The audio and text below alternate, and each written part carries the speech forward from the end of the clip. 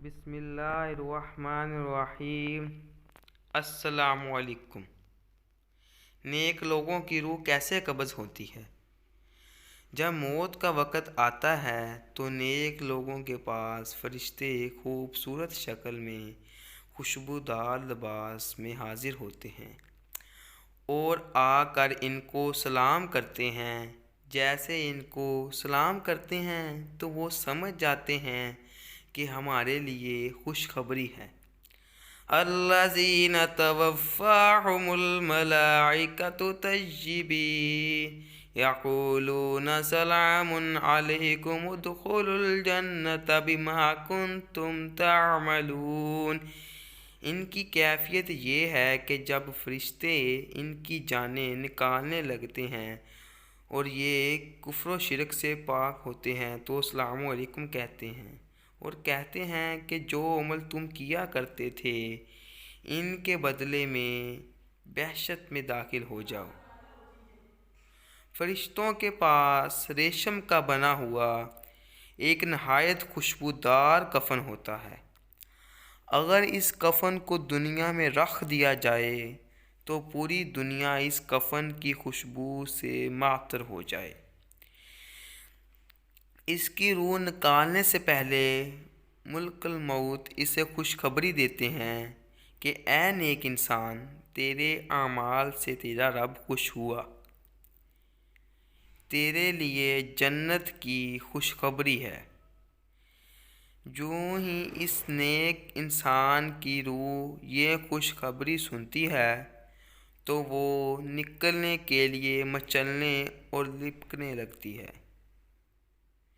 فرشتوں سے کہتی ہے نکالو مجھے جلدی، اور وہ اس تیزی کے ساتھ باہر نکلتی ہے کہ انسان کو صرف اتنا تکلیف ہوتی ہے جیسے ایک تیلی میں پانی کو کھول دیا جائے تو پانی فوراً بہہ جائے۔ پھر فرشتے اس روح کو کفن میں لپیٹ کر پہلے آسمان پر جاتے ہیں تو پہلا آسمان خوشبو سے مہک ہو جاتا ہے۔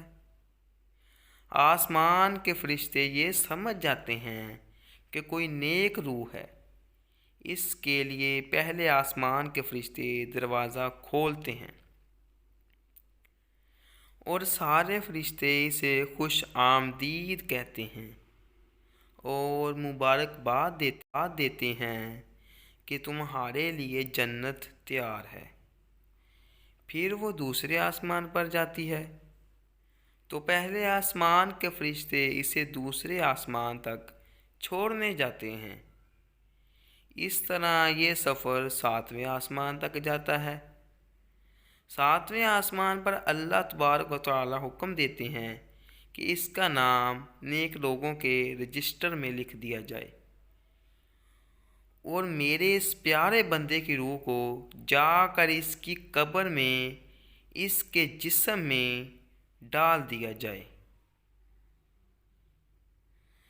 7ویں آسمان سے اس کا سفر واپسی کی طرف قبر تک شروع ہوتا ہے اور واپسی پر ہر آسمان پر اسے خوش آمدید اور مبارکباد دی جاتی ہے اور اس کی روح کو اس کی قبر میں اس کے جسم میں آ کر ڈال دیا جاتا ہے۔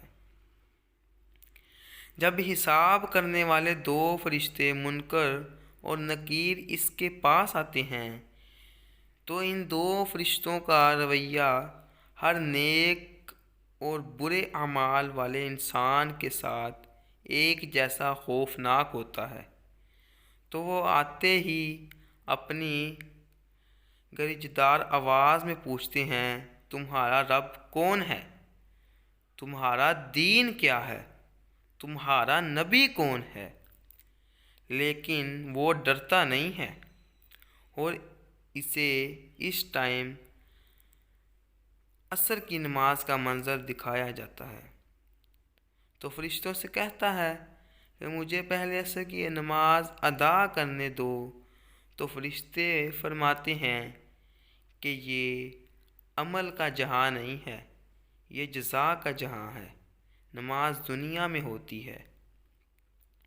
تو اسے یاد آئے گا کہ ہاں میں تو مر چکا ہوں۔ پھر وہ فرشتوں کے 3 سوالوں کا ٹھیک سے جواب دے گا تو فرشتے مسکرا پڑیں گے اور اسے جنت کی کھڑکی کھول کر دکھائیں گے اور کہیں گے یہ تمہارا مقام ہے جنت میں۔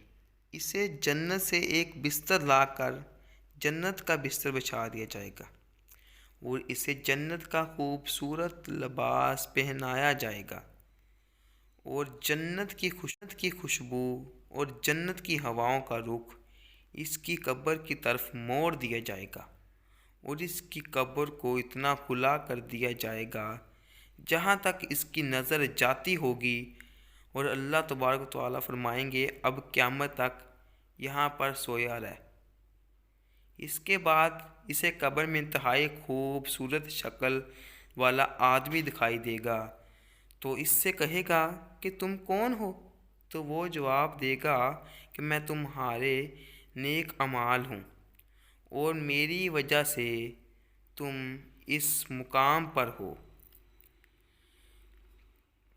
علیین اور سجین 2 کتابیں ہیں۔ سجین سجن سے نکلا ہے اور سجن قید خانہ اور تنگ جگہ کو کہتے ہیں۔